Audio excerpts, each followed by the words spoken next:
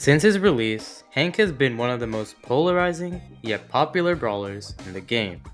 From his broken release to being nerfed into oblivion, staying there for what seemed like an eternity before finally rising up to the top after the release of his hypercharge, Hank has had no shortage of drama in his history.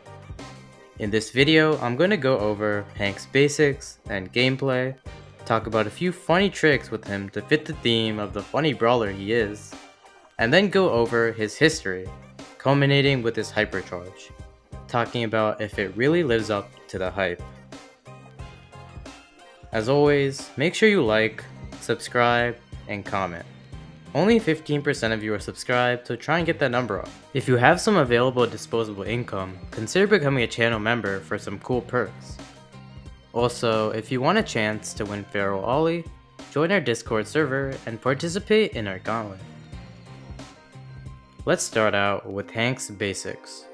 Hank is a tank with his 11,200 health, and he also has the tank trait. As for his main attack, Hank inflates a water balloon, with more time charged correlating with more damage. If the attack is just tapped, Hank deals 520 damage at a short range of 3.33 tiles. If the attack is charged up fully, Hank deals 4,200 damage at a 4.67 tile range. The attack will fully charge up after 3 seconds, and there are 4 ways to cancel the bubble. Dragging the attack joystick back to the center, letting go of the joystick, once 6 seconds has been passed, or from being affected by crowd control such as a knockback or a stun. Finally, this attack does not have respect for walls, meaning his bubble can attack opponents who are behind walls. Now let's talk about Hank's super. Hank's super sees him send out 6 torpedoes similar to Spike's attack, healing Hank for 50% of his missing health. Each of his torpedoes has an absurd range of 20 tiles, with each dealing 2640 damage, meaning that hitting all 6 projectiles with Hank's super will deal 15,840 damage. Even then, I'm still not sure if that's enough to take down one of those cursed hypercharged porters. With the basics out of the way, let's go in depth with Hank's main attack. Hank's main attack is quite unique. It requires charging up to fully utilize its full potential. This is Hank's PowerPoint, so let's pretend Angelo doesn't exist. This charging mechanic gives Hank a lot of interesting strategies. For example, do you charge the attack fully to get the most damage and range, but risk dying as you're not going to be able to damage the enemies while charging? Or do you charge up less, getting damage out quicker, but not getting the max volume of damage or range? Of course, this depends on the situation. If your enemy is an aggro brawler, you're going to want to keep the attack charged somewhat halfway, to get damage out quicker, as you don't have time to waste fully charging the attack up. If your enemy is someone like a thrower or a sniper, you're most of the time going to want to fully charge up the attack in order to utilize the extra range it gives. On that note, let's talk about some of the strengths and weaknesses that Hank's attack offers. As for strengths, the ability to go through walls is a huge one.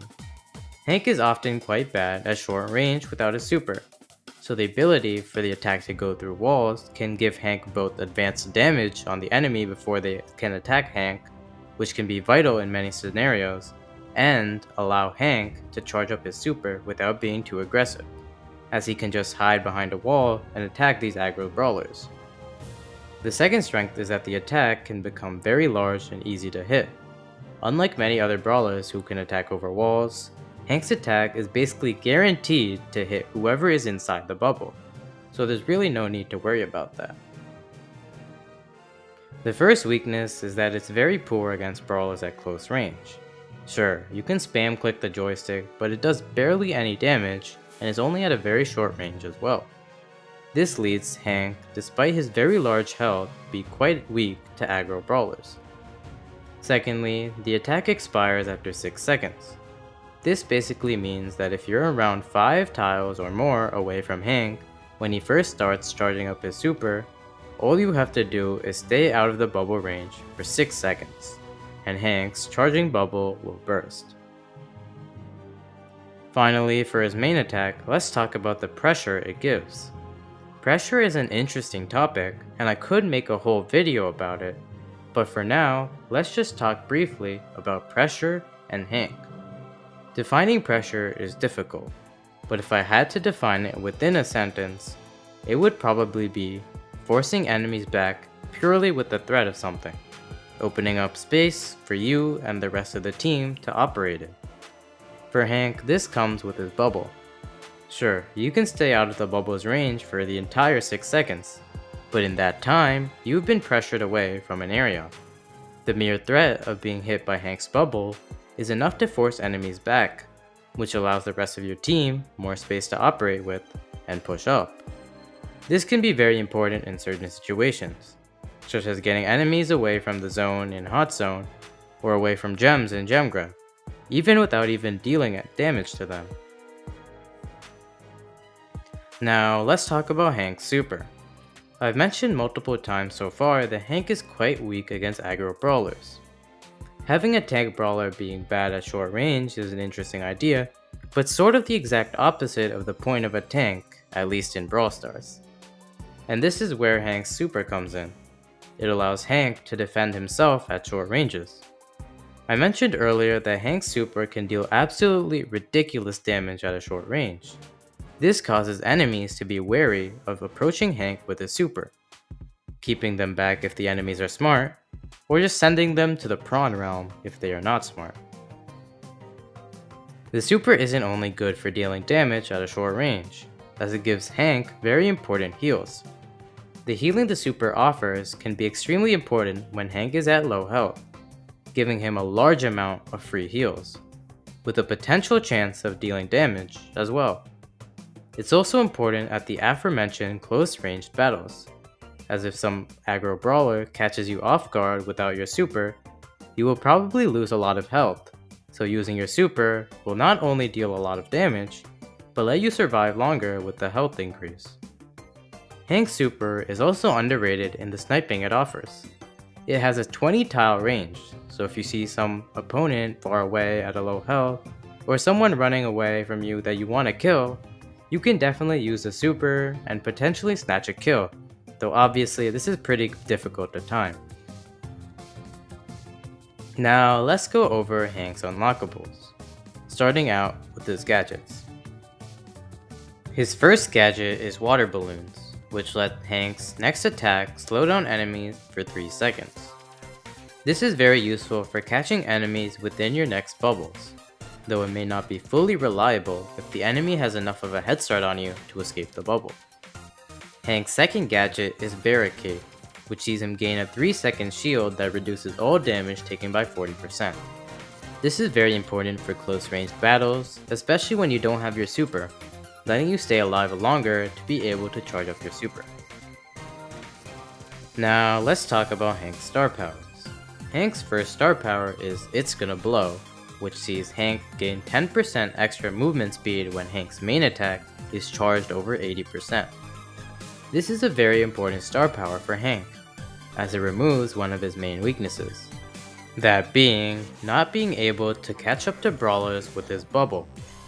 This allows Hank to outpace the enemies and suddenly pose a much larger threat, as he will have a much better chance to get you inside the range of his bubble, which can be deadly in tandem with his water balloon star power. Hank's other star power is Take Cover, which sees Hanks take 20% less damage when standing near a wall. This is a solid star power, as Hank can get a lot of value with it as he's best in heavily walled maps, though the star power isn't as useful in pursuing enemies. And overall, I would say it's not as useful as the other star power. With his unlockables out of the way, let's talk about some funny Hank exploits/techs. First of all, Hank's slow gadget/hypercharge plus a fully charged bubble. This requires you to charge up Hank's attack with your index finger, which allows you to hit the slow gadget with your thumb with a fully charged Hank attack or the hypercharge button. This obviously gives you unpredictable gameplay, while also giving you a better chance to hit your slow gadget, as you'll no longer have to use it before charging up. letting you only use it when an enemy is in the bubble area. Furthermore, you can take advantage of the hypercharge speed boost in order to catch up to enemies to hit your fully charged bubble. Secondly, you can attack while holding the ball in Brawl Ball. This requires pretty good timing, but if you start charging up the attack basically the same moment you pick up the ball, you can start charging your attack while having the ball. Unfortunately, you can't aim the bubble while you're holding the ball, so this barely has any use, but it is pretty funny. Finally, it's a pretty well-known trick, but doing some insane movement with the bubble before attacking. This can make where the bubble lands unpredictable to the enemy, and cause pressure if you're facing more than one more enemy in your close proximity, or at least cause your opponents to lag if they are playing on a potato. Let's start talking briefly about Hank's history, as this is shaping up to be a pretty long video. On release, he was broken. He was overtuned like crazy, having insane stats and mechanics. For his stats, he had insane health, damage, and supercharge rate. For mechanics, he was able to heal while charging up this bubble, and was able to charge up an attack inside a bush without being seen. Combining all of these things was enough to make Hank one of, if not the best brawler in the game on release, being ridiculously overpowered, and even more so in Showdown, where his damage was scaling up like crazy with every power cube, leading him to deal utterly ridiculous damage. To no one's surprise, he was quickly nerfed, though he didn't completely fall off at first, with only his stats being changed, like his damage, supercharge rate, and health. However, this was only the beginning of his fall from grace. Less than a month later, he received the final nail in his coffin. With his stats nerfed in the last update, this time his mechanics would be snapped out of existence. He could no longer be invisible in bushes when attacking, and was no longer able to heal automatically when attacking. And if that wasn't enough, Hank's It's Gonna Blow star power was nerfed, and his supercharge rate was nerfed yet again. Not only was Hank no longer overtuned, but he was now even undertuned, and just pathetic compared to other brawlers. Hank's main attack was no longer good by any definition, as the damage had been reduced, the invisibility in bushes was gone, and his auto regeneration while attacking was gone. Whether or not you think these are good changes, you can't argue that these definitely made Hank F tier. And finally, nerfing his supercharge rate hurt his chances even more at close range, where he struggled the most. With Hank at the lowest of the low, the only place he could go was up, right? Well, it's complicated. Hank received a few buffs to his health, damage, and supercharge soon after crashing down into the F tier. But to no one's surprise, this just wasn't enough to cover for the massive losses he took with the removal of two of his most useful mechanics. In the next update after that, he once again got more buffs to his stats, which once again just didn't cover for the losses he had took. It's basically like giving a band-aid to someone missing an entire arm. For the next few months, Hank languished between the F and D tiers, getting minimal buffs here and there. First, Hank's super was changed to give him 50% of his missing health. This was a great change for him, but there was a slight problem. He had been power crept like crazy, and the release of hypercharges was pushing him down further and further in the meta. So while the idea behind this change was nice, it just couldn't bring him out of the trenches. Later, he got another health buff, which I don't even need to go over, as you guys can probably guess what happened as a result. Absolutely nothing. A few months later, Hank finally gained the tank trait, which was a long time coming, and helped Hank to charge up his super even more.